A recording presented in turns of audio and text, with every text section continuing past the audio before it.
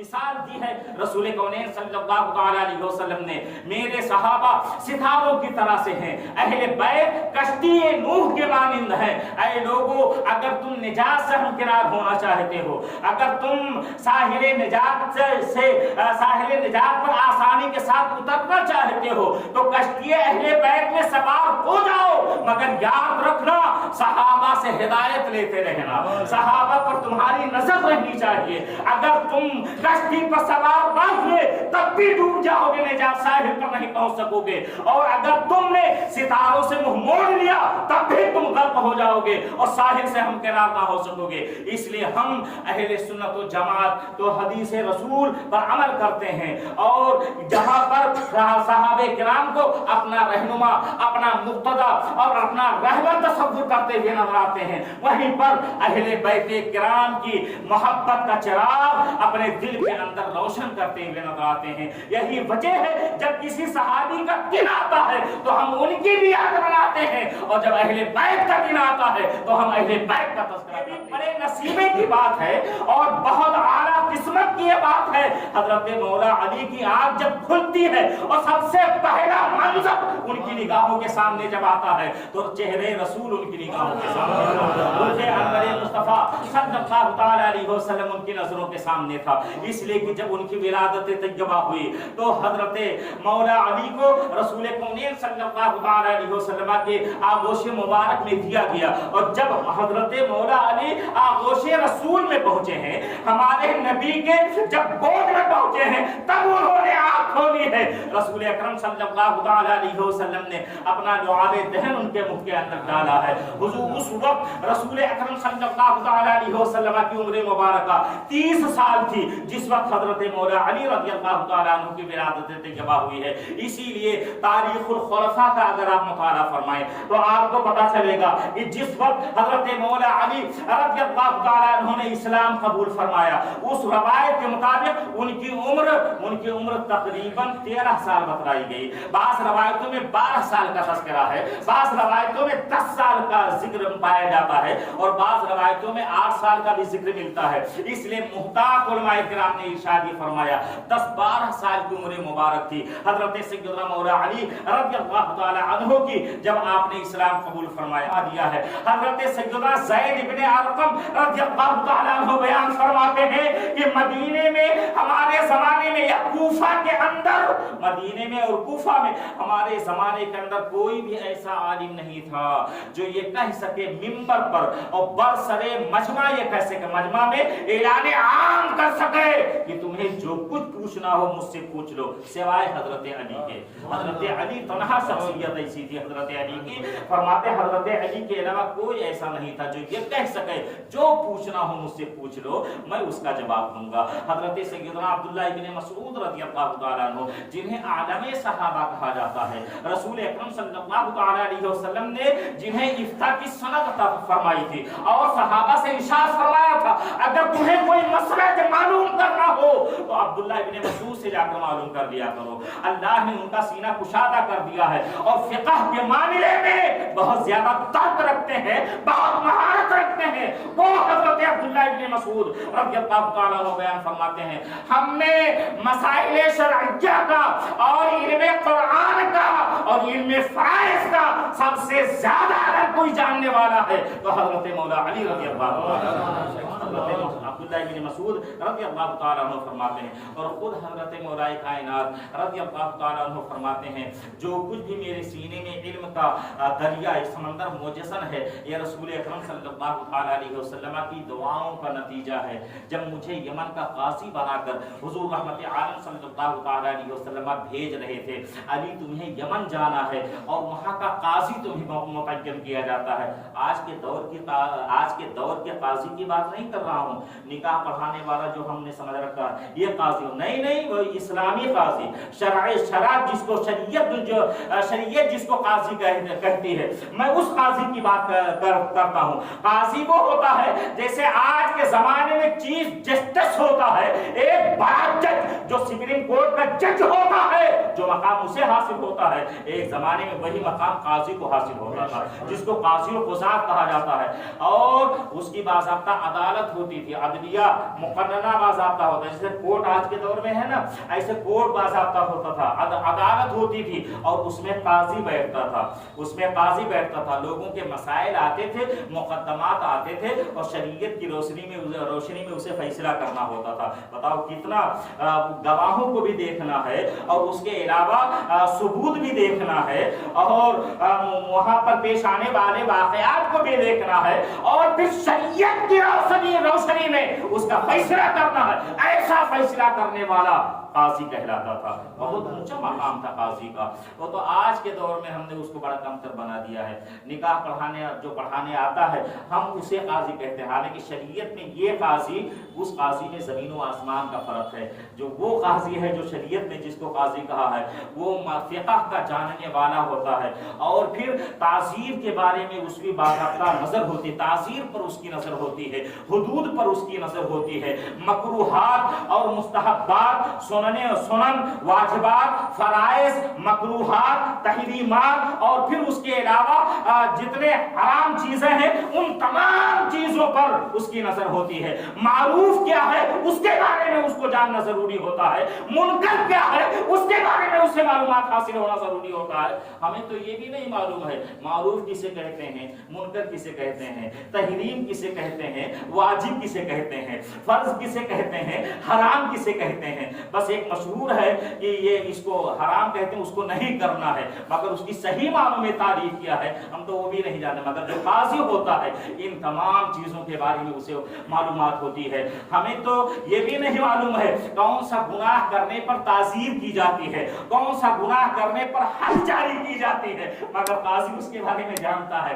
कौन सा गुनाह करो तो उस पर हद जारी की जाएगी, कौन सा गुनाह करो तो उस पर ताज़ीर की जाएगी और माहौल पर भी उसकी नजर होती है। काजी शरा जो होता है माहौल पर भी उसकी नजर होती है और जब ताज़ीर की जाती है तो माहौल को देख करके मौलाए कायनात रज़ियल्लाहु ताला अन्हु बयान फरमाते हैं, यमन का काजी बनाकर रसूल अकरम सल्लल्लाहु अलैहि वसल्लम ने मुझे यमन भेजना चाहा तो मैंने बारगाह मुस्तफा में अर्ज़ किया, या रसूल अल्लाह आप मुझे यमन का काजी बना रहे हैं, जबकि मैं तो अभी जवानों में से हूँ, मैं कहाँ मुकद्दमात का फैसला कर सकूंगा, मैं कहाँ लोगों के दरमियान और लोगों की उलझी हुई गुत्थियां मैं भला कैसे सुलझा सकूंगा। या रसूल अल्लाह आप हमें क्यों वहां भेज रहे हैं, हमसे दाना और बीना सहाबे किराम मौजूद हैं, उनमें से इशारा इस जानिब था, उनमें से किसी को आप इरसाल फरमा दीजिए और वहां पर भेज दीजिए। तो हजरत मौला अली फरमाते उस वक्त रसूल अकरम सल्लल्लाहु ताला अलैहि वसल्लम ने मेरे सीने पर अपना हाथ मारा। हजरत अली मौला अली फरमाते हैं हुजूर रहमत आलम सल्लल्लाहु ताला अलैहि वसल्लम ने मेरे सीने पर इस तरह से हाथ रखा और रब ताला की बारगाह में अल्लाह के रसूल ने दुआ फरमाई, ऐ इलाहुल आलमीन अली के सीने को कुशादा फरमा दे। अल्लाह हजरत सैयदना मौला अली रज़ियल्लाहु ताला अन्हु बयान फरमाते हैं, उसके बाद कसम खुदा की उस रब की कसम जो छोटे से बीज के जरिए से एक बहुत बड़ा दरख्त पैदा फरमाता है, उस परवरदिगार की कसम, उसके बाद से लेकर आज तक मुझे किसी भी मुकद्दमे के फैसले में ज़र्रा बराबर तरद्दुद वाक़ई नहीं हुआ, ज़र्रा बराबर पसो पेश वाक़ई नहीं हुआ। जब भी कोई मुकद्दमा आता मैं फौरन उसका फैसला कर देता था। और कभी कभी ऐसा भी होता था कोई गवाह मौजूद नहीं है, कोई देखने वाला नहीं है, कोई शाहिद नहीं है, मगर उसका भी फैसला हजरत मौला अली फरमा लिया करते थे। वो मशहूर वाकया है ना, एक शख्स अपने लड़के को अपने गुलाम के साथ कूफा भेजा माल खरीदने के लिए, ताजिर था, माल खरीदने के बसरा का गालिबन रहने वाला था, उसने कूफा भेजा अपने गुलाम के साथ कि मेरा लड़का है तकरीबन 13-14 साल का, इसको अपने साथ ले लो और ये होनहार है, ले जाओ इसे मार्केट बाजार ले जाओ, कूफा के बाजार में और फला फला माल खरीद करके लाना है। चुनांचे वो गुलाम अपने आका ज़ादे को लेकर जब आया, तो यहाँ कूफा में जब आया और बाजार में पहुंचा तो लड़के के गले में अपना हाथ डाल दिया और हाथ डालकर बाजार में खड़ा होकर के चिल्लाने लगा और जोर जोर से कहने लगा, कौन है जो मेरे इस गुलाम को खरीदता है। यानी अपने आका ज़ादे को, अपने मालिक के लड़के को अपना गुलाम उसने बना लिया जबरदस्ती और बाजार में बेचना चाहा। अब लड़का जाहिर सी बात है कोई बहुत ज्यादा नासमझ तो था नहीं, वो जानकार था, होशियार था, वो एहतजाज करना उसने शुरू कर दिया, ये कैसे हो सकता, तुमने मुझे अपना गुलाम कैसे कह दिया, तुम तो मेरे बाप के गुलाम तुम खुद हो, भला मैं तुम्हारा गुलाम कैसे हो गया। ये बात बड़ी यहाँ तक की भीड़ इकट्ठा हो जाती है। वो गुलाम कहता था ये मेरा गुलाम है और लड़का कहता था ये मेरे बाप का गुलाम है। दोनों में फैसला नहीं होगा, कोई गवाही देने वाला भी नहीं है। लोग पकड़कर हजरत सैयदना मौला अली रज़ियल्लाहु तआला अन्हु की बारगाह में लेकर गए उन दोनों को। और आप जानते हैं हजरत मौला अली रज़ियल्लाहु तआला अन्हु ने जब अपनी खिलाफत का ऐलान फरमाया, यानी जब सहाबे किराम ने जब अमीरुल मोमिनीन का इंतखाब हजरत मौला अली की शक्ल में किया, तो हजरत मौलाए कायनात ने मदीना मुनव्वरा को दारुल खिलाफा बनाने के बजाय कूफा को उन्होंने अपना दारुल खिलाफा बनाया था और राजधानी कूफा उस जमाने के अंदर था। चुनांचे कूफा में थे हजरत मौला अली, अदालत में उनके खिलाफत के दरबार में उन दोनों को हाजिर किया जाता है। लोगों ने बतलाया कि ये आदमी इस बच्चे को अपना गुलाम कहता है और बच्चा ये कहता है कि ये आदमी मेरे उसके बाप का गुलाम है, आप फैसला फरमा दें। हजरत मौला अली ने फरमाया क्या कोई गवाही देने वाला है, इनमें से कौन सच्चा है कौन झूठा है। लोगों ने कहा हुजूर हमें तो मालूम नहीं, ये तो यहाँ का रहने वाले, ये दोनों यहाँ के रहने वाले नहीं, हमारे कुर्बो जवार के भी रहने वाले नहीं है,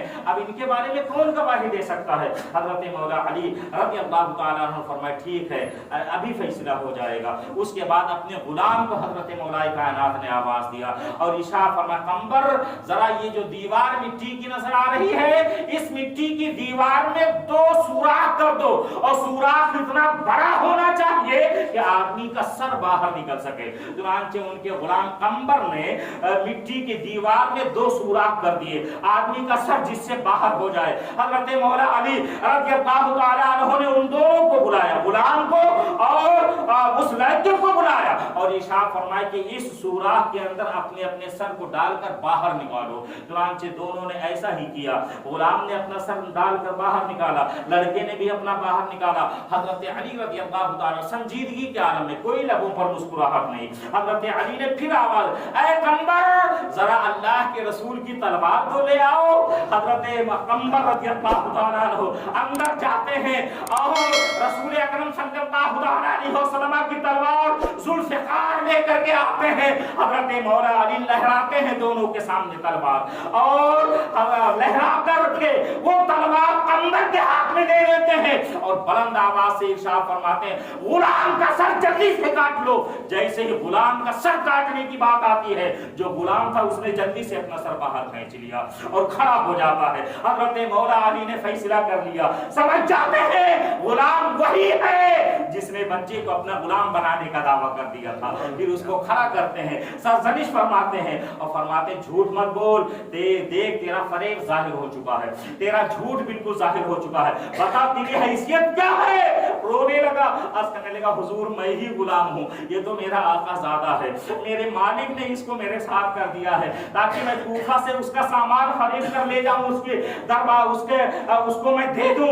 मगर जब मैं यहाँ आया तो मेरे दिल में लालच पैदा हो गई और मैंने सोचा कि अपने मालिक के लड़के को फरोख्त कर दूं अपना गुलाम बनाकर और खुद यहाँ से भाग जाऊं। हजरत सैयदना मौला अली रज़ियल्लाहु तआला अन्हु ने सरजनिश फरमाई, ज़जर तौबीख उसको फरमाई और फिर बहुत ही ज्यादा डांटते ही हजरत मौला ने फरमाया खबरदार आइंदा ऐसा मत करना वरना याद रखो तुम्हें जेल के अंदर डाला जा सकता है, पहली बार है इसलिए तुम्हें माफ किया जा रहा है। अब बताओ ये ताज़ीर है या नहीं है, इसका कोई तस्करा नहीं है। अगर ऐसा कोई करे तो اس پر حد جاری کی جائے گی یا تاثیر کی جائے گی، تو تاثیر ڈانٹ اور ڈپٹ سے بھی ہو سکتی ہے۔ حضرت مولا علی نے ایسا ہی فرمایا۔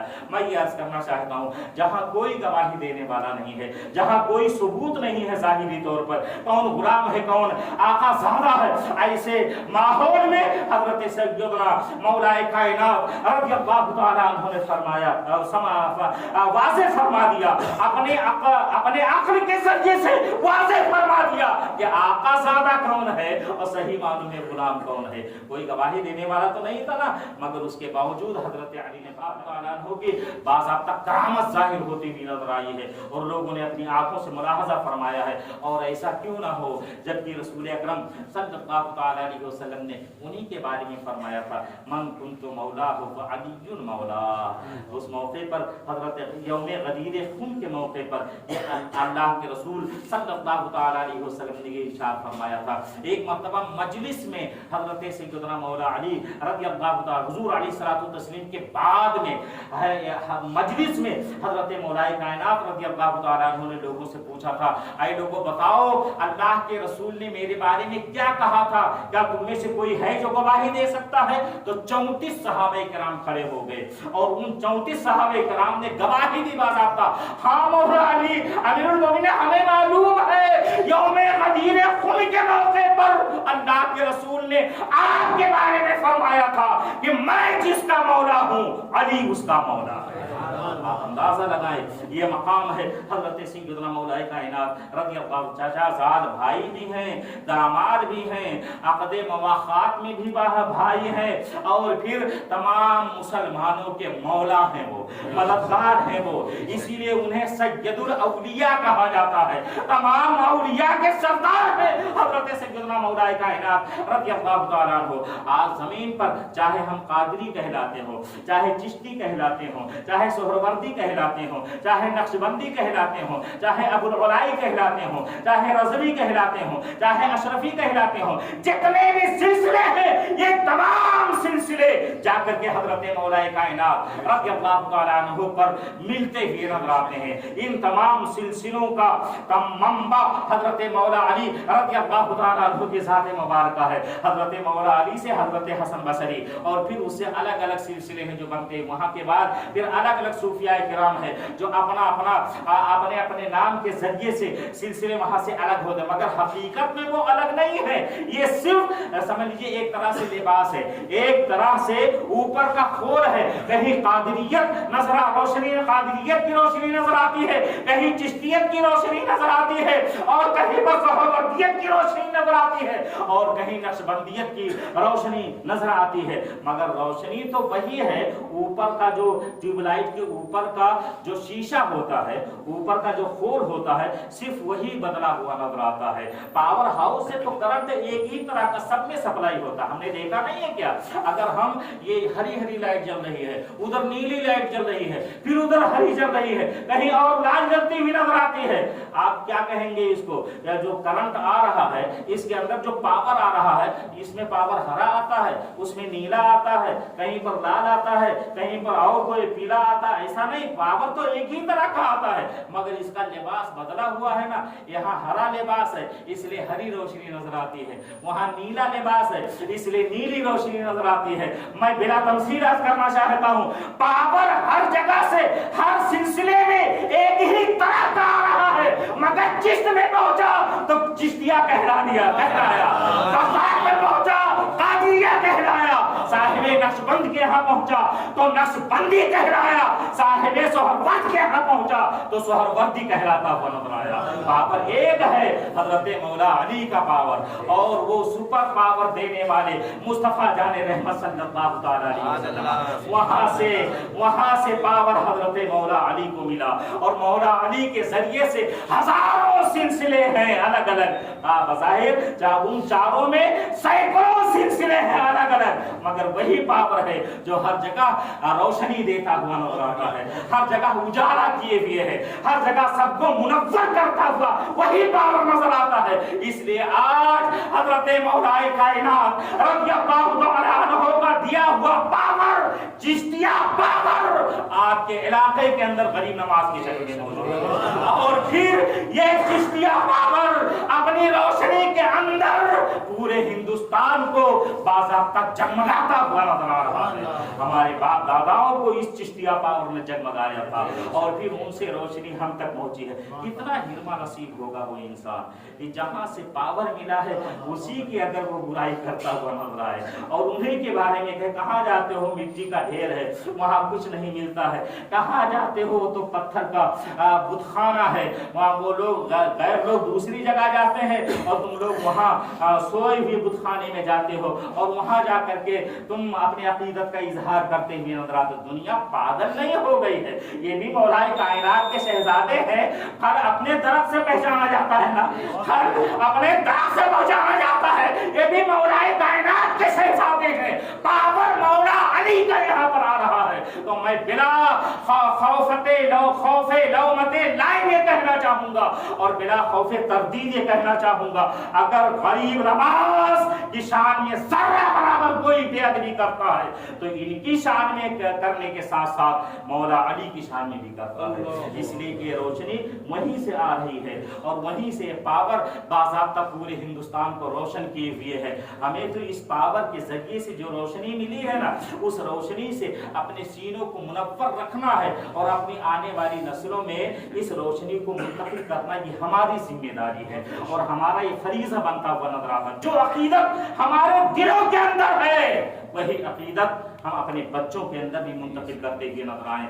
यही हजरत सैयदना मौलाए कायनात रज़ियल्लाहु तआला अन्हु, बस आखिरी बात, हजरत मौलाए कायनात रज़ियल्लाहु तआला अन्हु का ये फरमान हमेशा अपनी निगाहों के सामने और अपने जहन के अंदर हमें नक्श कर लेना होगा। हजरत मौलाए कायनात ने फरमाया कि लोगों तुम जरा ये भी देख लो कि दीन किससे हासिल कर रहे हो, तुम ये भी नजर रखो कि दीन किससे हासिल कर रहे हो। आज लोग कहते हैं ना यार कहीं भी चले जाओ, वहां चले जाओ 7 दिन के लिए 40 दिन के, वहां तो भी दीन सिखलाया जाता है। वहां हजरत मौला अली का फरमान सुनो कि कौन है जो दीन सिखला रहा है। तुम देख लो, अगर वो वफादार मुस्तफा है अपने सीने में बसा लो उसे और उससे दीन हासिल करो, अगर गद्दार मुस्तफा है तो उससे रूगर्दानी कर जाओ। ये हजरत मौला अली का फरमान है, ऐसा नहीं। और फिर ये भी कह रहा है यार नमाजें कहीं भी होती हैं पढ़ लो। हजरत उस्मान गनी के कातिलों ने 3 दिन तक मस्जिद नबवी पर कब्जा कर रखा था। बताओ तारीख में किसी सहाबी ने जाकर नमाज पढ़ी हो उनके पीछे।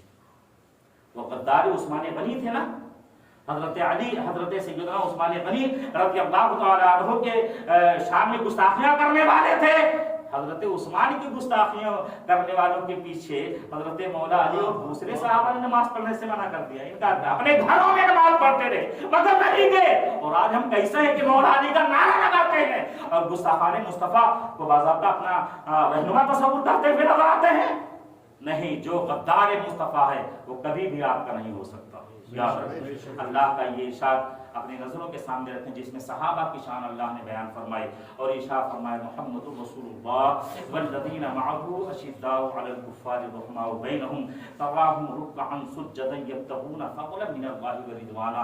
मुहम्मद सल्लल्लाहु अलैहि वसल्लम अल्लाह के रसूल हैं और जो उनके साथ रहने वाले हैं ये मुशरिकीन और कुफ़ार पर बहुत सख्त हैं और आपस में बहुत ज्यादा रहम दिल हैं। और जब तुम उन्हें देखोगे तो तुम उन्हें सजदा करता हुआ पाओगे और रुकू करता हुआ पाओगे और अल्लाह की रज़ा तलाश करता हुआ पाओगे। यब्तगूना फ़ज़लन मिन अल्लाह का फजल और अल्लाह की रज़ा तलाश करते हुए उन्हें पाओगे। हजरत मौला अली का शुमार उन्हीं लोगों में होता है जिसके तौजीह मुक़द्दस कुरान की आयत फरमाती हुई नजर आती है। बस मौला ताला की बारगाह में दुआ है कि रब्बुल आलमीन हमें और आप सबको खुश अक़ीदगी के माहौल में जिंदगी बसर करने की तौफीक अता फरमाए। उसी सैयदना मौला अली रज़ियल्लाहु तआला अन्हु की सच्ची मोहब्बत हमारे दिलों के अंदर जागुज़ी फरमाए और फिर हम सबको कल क़यामत के मैदान में उनके झंडे का साया नसीब फरमाए। आखिर में एक इलाही समाअत फरमा लें इंशाअल्लाह ताला कल से इशा की नमाज के बाद कल सनीचर हर सनीचर को कुरान का दर्स होगा अपनी मस्जिद में। अब देखना ये है कि कुरान से मोहब्बत करने वाले कितने लोग। नौजवानों में आपसे खास तौर पर कहता हूँ, जवान जितने भी हैं उनसे खास तौर पर मेरी गुजारिश है कि कल इशा की नमाज अपनी मस्जिद में अदा करें। ज्यादा देर हम नहीं झेलाएंगे, 35 मिनट से लेकर 40 मिनट, हद 45, इससे ज्यादा नहीं। उसी में सलात सलाम वगैरह भी शामिल होगा। اس لیے ہر سنیچر کو انشاءاللہ تعالی ہم درس قرآن کا یہ عظیم سلسلہ جاری کرنا چاہتے ہیں۔ آپ حضرات اب دیکھنا یہ ہے کہ آپ اس میں دلچسپی لیتے ہیں اور اس درس قرآن کے عظیم مرحلے کو جاری رکھنا چاہتے ہیں یا نہیں۔ جو بھی جاری رہا بند ہوا، اس میں صرف وجہ یہی رہی کہ عوام نہیں ہوتی تھی، کوئی آتا ہی نہیں تھا، خود ہی بیان کرو اور خود ہی تفسیر کہو اور اس کے بعد خود ہی بستر سمیٹو اور چلے جاؤ، ایسا ہوتا تھا۔ مگر اب ایسا نہیں ہونا چاہیے۔ اپنے دل میں وعدہ کریں اللہ کے گھر میں بیٹھ کر، میں ہاتھ اٹھوانے کا عادی نہیں ہوں، میری عادت نہیں، میں ہاتھ نہیں اٹھواتا ہوں، اس لیے اپنے آپ سے وعدہ کریں اللہ کے گھر میں بیٹھ کر کہ کل سے انشاءاللہ عشاء کی نماز سنیچر کو اپنی مسجد میں ہم ادا کریں گے، اور نماز کے بعد انشاءاللہ تھوڑی دیر کے لیے درس قرآن ہوگا اور ہم سب اس کو سماعت کریں گے انشاءاللہ تعالی۔ اللہ تعالی توفیق عطا فرمائے۔ وما علینا الا البلاغ۔